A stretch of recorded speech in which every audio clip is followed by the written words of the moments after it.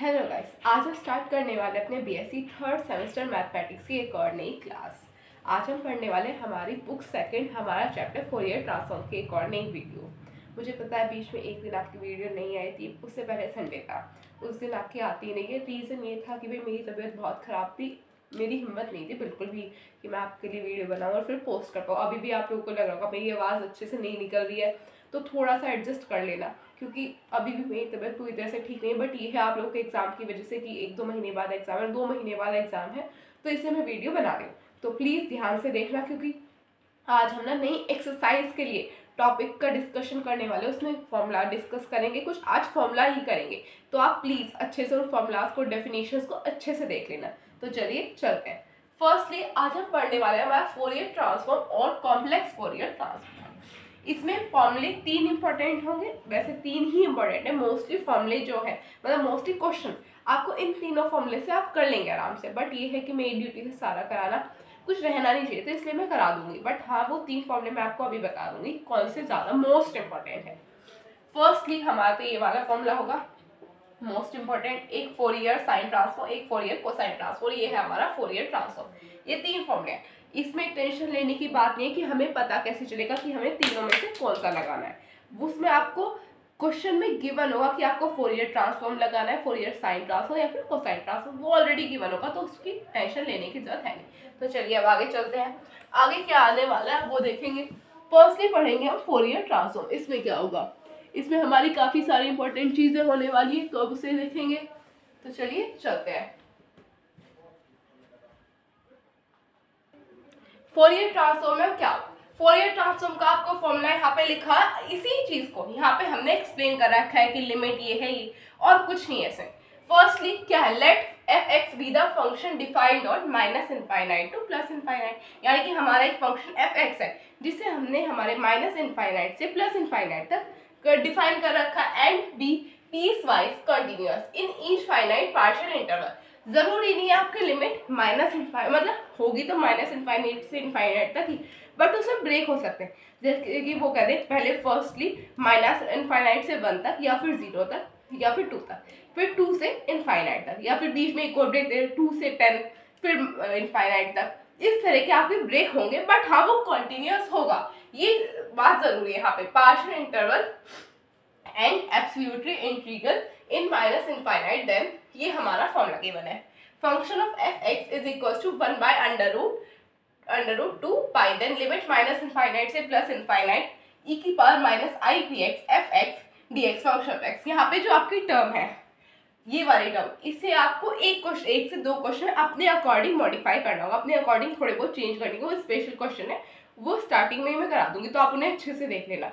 उनके अलावा और कहीं पे भी आपको यहाँ पे पावर में या फिर कुछ चेंज करने की जरूरत नहीं पड़ेगी, पावर नहीं, यहाँ पे फंक्शन ऑफ एक्स में, तो वो चीज़ याद रखना। एक ही क्वेश्चन है ऐसा, उसे अच्छे से देख लेना, और कोई ऐसी टेंशन वाली बात है नहीं। अब जो हमारा फोरियर ट्रांसफॉर्म है, फोरियर ट्रांसफॉर्म को डिनोट कैसे करेंगे, या तो एक सिंपल मेथड है, इस वे से कर दो। फोरियर ट्रांसफॉर्म का एक सिंपल ही हो गया, एक और चीज से हम डिनोट कर सकते हैं, वो है हमारा एफ डैश पी। ये डैश हमारा एज लाइक का बार ब्रैकेट की तरह ट्रीट कर सकते हो, बस बार ब्रैकेट की जगह यहाँ पे थोड़ा सा स्नेक टाइप सा आ गया, और कुछ नहीं। ये हमारा है फोरियर ट्रांसफॉर्म का साइन, क्या है, एफ डैश पी।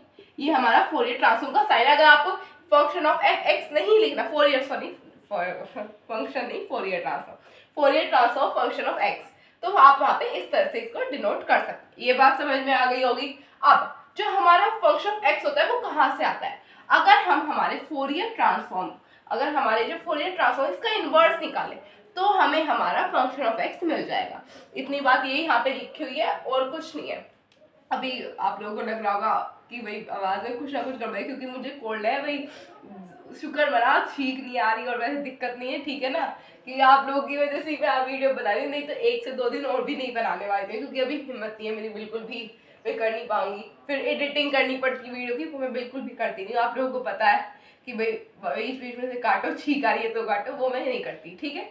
तो अभी आप देख लो इसे, the function F x is called the inverse Fourier transform of F dash P. इसमें भी ये लिखा जो हमारा फंक्शन ऑफ एक्स है, इसे हम इनवर्स फोरियर ट्रांसफॉर्म भी कह सकते हैं। ये दोनों चीजें बराबर है। अगर हम हमारे फोरियर ट्रांसफॉर्म का इनवर्स फाइंड करें तो हमें क्या मिल जाएगा, फंक्शन ऑफ एक्स मिल जाएगा। बात वही है, लिखने का तरीका अलग है। अब बात करते हैं फोरियर साइन ट्रांसफॉर्म की। दोनों फॉर्मूले सेम है, क्या चेंज है? सिर्फ और सिर्फ साइन और कॉस का एक फॉर्मूला याद कर लो, दूसरा ऑटोमेटिकली याद हो जाएगा। अब मैं इसमें आपको ढेर सारी डेफिनेशन लिखवा सकती थी, मैंने नहीं लिखवाई क्योंकि जरूरत नहीं है। एग्जाम में कोई डेफिनेशन नहीं पूछी जाएगी, यहाँ पे सिर्फ और सिर्फ फॉर्मूले इंपॉर्टेंट होने वाले हैं। तो अब देख लो क्या है, देखो यहाँ पे साइन का है फोरियर ट्रांसफॉर्म पढ़ा हमने, यहाँ पे फोरियर साइन ट्रांसफॉर्म। तो यहाँ पे साइन को डिनोट करने के लिए एस लग गया हमारा, Fourier transform function of x, ये हमारा साइन है इसका, जो मैंने आपको यहाँ पे बताया था कि इस तरह से आप डिनोट कर सकते हैं। फॉर्मूला है हमारा √2/π लिमिट 0 से infinite function of x sine p x d x. यहाँ पे आपको फंक्शन ऑफ एक्स गिवन होगा, फंक्शन ऑफ एक्स गिवन देके आपको ये कह देगा कि आपको यहाँ पे फोरियर साइन ट्रांसफॉर्म या कोसाइन ट्रांसफॉर्म निकालना है, और कुछ नहीं होगा। इसमें इसी तरह के क्वेश्चन मिलते हैं आपको, दोनों दे देगा, एक दे देगा, इससे ज्यादा आपको क्वेश्चन इससे रिलेटेड नहीं मिलते हैं। तो ये टेंशन फ्री हो जाना कि कैसे कैसे क्वेश्चन आएंगे। फिर आता है फोरियर कोसाइन ट्रांसफॉर्म, ये सी हमारा कोसाइन को डिनोट कर रहा है। Then Fourier transform of cosine, Fourier cosine transform function of x, ये हमारा साइन है। फोरियर कोसाइन ट्रांसफॉर्म का √2/π लिमिट 0 से infinite F x cos P x d x, ये आप इसे नोट कर लीजिए अच्छे से। देन तो अब हम आगे चलते हैं, अब हम आगे कुछ और नए पॉइंट डिस्कस करेंगे।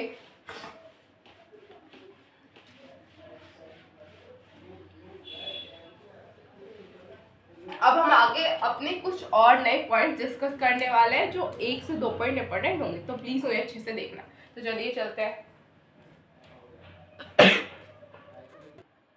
सो गाइस, अब हम पढ़ने वाले हैं हमारी कुछ और नई प्रॉपर्टी। इसमें जो मोस्ट इम्पोर्टेंट प्रॉपर्टी है वो है हमारी मॉड्यूलेशन थ्योरम, इसकी इंपॉर्टेंट है। और एक और चीज, कुछ बच्चे ऐसे होंगे जिनके एमसीक्यू बेस्ड पेपर होंगे, उन बच्चों के लिए ये वाली प्रॉपर्टी इंपॉर्टेंट है। मैंने नोट लिख के लिखा है इसको, तो ये बात याद रखना कि ये वाली जो चीज़ यहाँ पे लिखी है कई बार एमसीक्यू में आपको देखने के लिए मिल जाएगी, क्योंकि एमसीक्यू में इसी तरह के क्वेश्चन आते हैं, डायरेक्ट होते हैं बट बच्चे को कंफ्यूज कर देते हैं। तो इस तरह के क्वेश्चंस को आपको ध्यान लेके चलना है। फर्स्टली क्या पढ़ने वाला है, linearity property of Fourier transform. ये होती क्या है, यहाँ पे इफ एफ, ये हमारा क्या है, ये हमारा फोरियर ट्रांसफॉर्म का साइन है।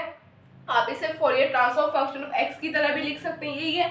एंड जी डैश पी, ये फंक्शन की तरह आप इसे ट्रीट कर सकते हैं जी को। And Fourier transform of F X and G X, that ये हमारे किसके फोरियर ट्रांसफॉर्म है, फंक्शन ऑफ एक्स के और जी एक्स के, ये हमारे दोनों, इन दोनों के फोरियर ट्रांसफॉर्म है। इन्होंने ऑलरेडी बता दिया, तो इन्हें निकाला, तब क्या होगा, then F is equal to A हमारा कांस्टेंट होगा, function of X plus B G X is equal to, ये किसके इक्वल होगी, ये प्रॉपर्टी है।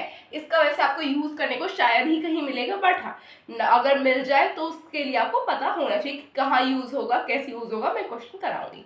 तो ये किसके इक्वल होगा, ए, ये हमारा क्या है, Fourier transform function of x function of p, फिर क्या आ गया हमारा plus b, then Fourier transform g p, ये हमारा ये हमारी टर्म इस टर्म के इक्वल होगी। यहाँ पे ये बताया गया है। देन इफ, ये वाली प्रॉपर्टी मैंने एमसीक्यू वाले बच्चों के लिए इंपॉर्टेंट बताई दी है, आप समझ सकते हो यार, हिम्मत नहीं हो रही बिल्कुल भी आप लोगों के लिए कर रही हूँ, तो ज़्यादा वो मत करना, वीडियो छोटी है, फॉर्मूले इसलिए डिस्कस करें जिससे कि आपका ब्रेक ना लगे ज़्यादा लंबे वक्त का, इसलिए अच्छे से पढ़ लो। बीमार होने के बावजूद पढ़ा रही हूँ, इतनी तो इज्जत रखी लो। इफ ये Fourier transform function of P is the complex Fourier transform function of X, हर जगह वही बात लिखे कि ये जो है एफ एक्स का फोरियर ट्रांसफॉर्म होगा, ठीक है। फोरियर ट्रांसफॉर्म होगा, इतनी बार आप लोगों को समझ में आ गई होगी। The complex Fourier transform of F A x, अगर यहाँ पे तो हमने फंक्शन ऑफ एक्स का फोरियर ट्रांसफॉर्म निकाला, बट अगर एक्स के साथ कोई कांस्टेंट भी हो जाए तब उसका फोरियर ट्रांसफॉर्म क्या होगा, तब होगा 1/a। ये क्या है, किसका साइन है, फोरियर ट्रांसफॉर्म का p/a, ये आ जाएगा हमारा। इसे हम कह सकते हैं Fourier transform function of x, x की जगह आपका आ जाएगा p/a। ये डिफरेंस हो गया, यानी कि यहाँ पे जो हमारा कांस्टेंट होगा वो डिवाइड में चला जाएगा। इतनी बात समझ में आ गई होगी। Then shifting theorem, shifting theorem में क्या होगा, शिफ्टिंग थ्योरम वैसे एग्जाम में आप लोग से पूछ सकते हैं, पूछो कुछ भी सकते हैं, गारंटी तो किसी चीज की नहीं है, बट हाँ आज तक पूछा तो है नहीं, तो हल्का फुल्का फिर भी एक बार पढ़ लो।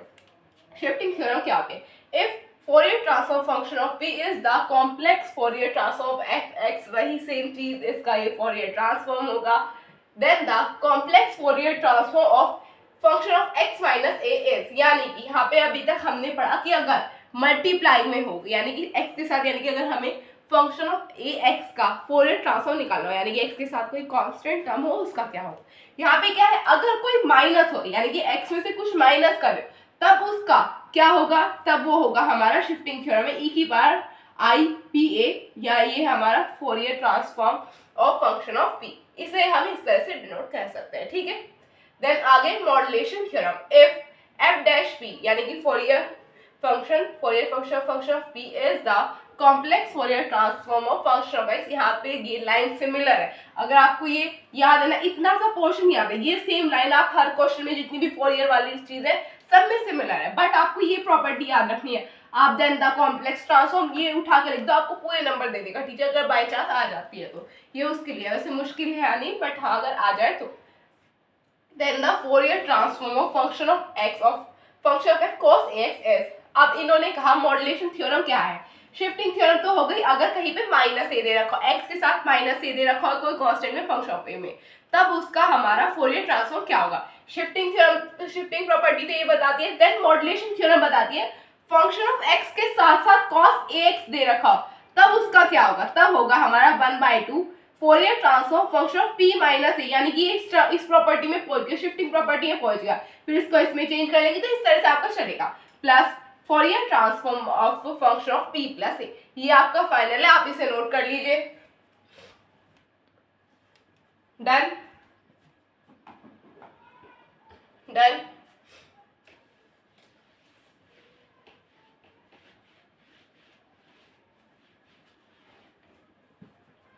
तो बस गाइस आज के लिए इतना ही। अगर आपको मेरी वीडियो अच्छी लगे तो चैनल को सब्सक्राइब कीजिए, वीडियो को लाइक कीजिए, अपने फ्रेंड्स से शेयर कीजिए। तब तक के लिए टेक केयर ऑफ योरसेल्फ। और हाँ, इसके क्वेश्चन हम कल स्टार्ट करेंगे, क्योंकि आप लोगों को मेरी हालत वीडियो में भी दिख रही होगी, सही बिल्कुल भी नहीं, बहुत गंदे वाला कोल्ड हो रखा है मुझे, बस आप लोगों के लिए पढ़ा रही हूँ। तो बस टेक केयर ऑफ योरसेल्फ, मेरी तरह अपनी तबीयत खराब मत कराना, क्योंकि मौसम बहुत अच्छे से चेंज हो रहा है, एकदम सर्दी एकदम गर्मी। अपना ध्यान रखिएगा, क्योंकि पढ़ना है, अभी आपको एग्जाम आने वाले हैं, तो उसके लिए पढ़िए अच्छे से। So take care of yourself, bye bye.